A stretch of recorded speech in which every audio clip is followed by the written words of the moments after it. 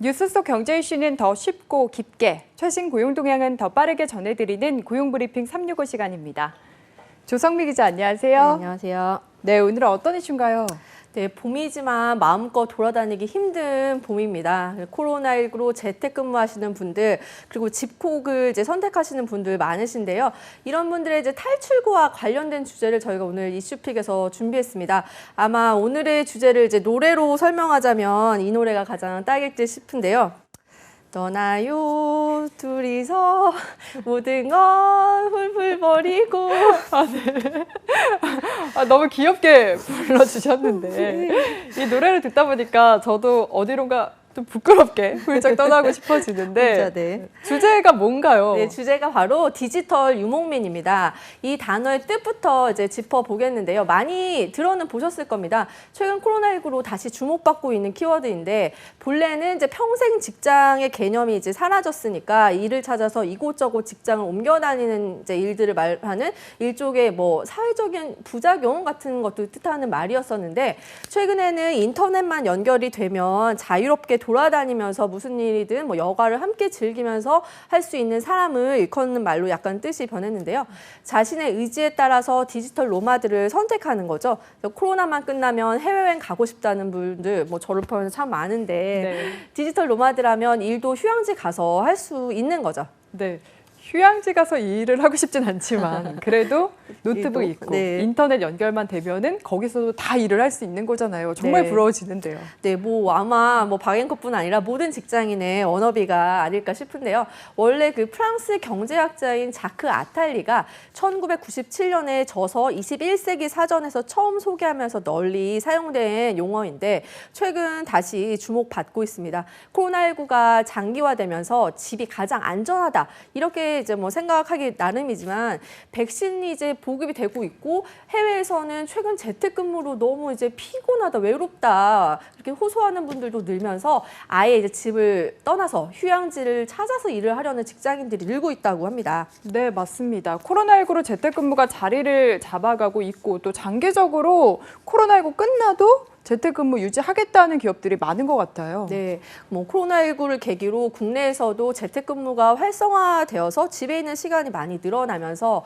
오히려 피로감이 좀 계속 높아졌다는 분들도 있는데요. 그래서 기분 전환을 위해서 호텔을 찾아가서 업무를 보는 투숙객도 많아졌다는 소식 얼마 전에 전해드린 바 있습니다. 미국에서는 코로나19 이후에 디지털 유목민이 50% 가까이 늘었다는 설문조사 결과도 있습니다. 일시적인 게 아니라 해외에서는 창의적인 일을 하는 예술가, IT 개발자들 사이에서 하나의 이게 새로운 문화로 다시 자리 잡고 있는 건데요. 네, 그런데 아직은 코로나19 때문에 나라와 나라 간 이동하는 게 자유롭지는 못한 상황이잖아요. 네. 어느 정도나 활성화된 건가요? 이게 일부 국가에 국한되지만 최근에 디지털 유목민을 위한 전용 비자를 내주는 나라들까지 속속 생겨나고 있습니다. 어디일까요? 저는 모르겠습니다. 네.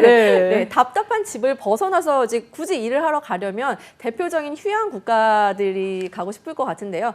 크로아티아나 포르투갈 같은 전 세계 10여 개 나라가 이런 비자를 발급을 해주고 있는데 나라마다 조금씩 차이는 있지만 대부분 비자 발급비만 내면 최대 1년 동안 머물 수 있게 허가를 쉽게 내주고 있습니다. 일부 나라에서는 소득세도 면제해주고 무료 인터넷까지 제공을 하면서 일을 쉽게 하도록 도와준다고 합니다. 네, 저는 아직 나갈 수가 없다 보니까 관심 있게 찾아본 적이 없는데 이렇게 휴양지에서 좀 적극적으로 디지털 유목민을 향해서 구애의 손길을 펼치는 이유가 있을까요? 네, 아무래도 경제적인 이유가 가장 클 텐데요. 코로나19가 유행한 이후에 타격을 받은 이런 관광지 경제에 도움을 받고 싶다는 의미입니다. 특히 관광 의존도가 높은 나라, 디지털 유목민 유치에 적극적으로 뛰어들고 있는데요.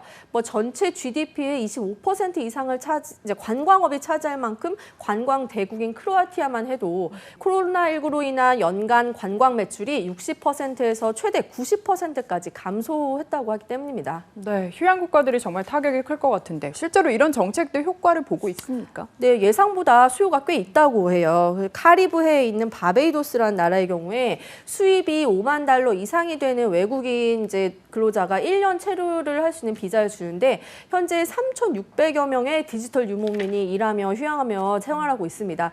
그래서 디지털 유목민이 관광객 대체뿐 아니라 새로운 수익 모델이 될 수도 있을 거라고 기대하는 겁니다. 네, 단순히 며칠 뭐 휴가를 떠나는 게 아니라 1년 정도 머무르면 정말 먹고 쓰는 돈이 다 이제 수익이 되는 거잖아요. 근데 이렇게 코로나19로 입은 타격을 한 번에 회복하기는 어렵더라도 좋은 모델이 앞으로 될 것 같습니다. 네, 그렇습니다. 그런 만큼 관광업계는 물론 세계 각국의 중앙, 지방 정부들이 발빠른 대응에 나서고 있는데요. 뭐 태국의 한 숙박업체는 디지털 유목민 전용 풀옵션을 아예 새로운 항목으로 꾸려서 제공을 하고 있고요. 한 글로벌 호텔 체인은 호텔 방을 아예 사무실처럼 꾸며놓고 당일 이용료만 받고 빌려주고 있습니다. 지금도 그 수가 늘고 있고 코로나19 이후에도 디지털 유목민은 폭발적으로 증가할 것으로 예상되는 만큼 관광 국가들은 이런 경쟁을 더 치열하게 벌일 것으로 보입니다.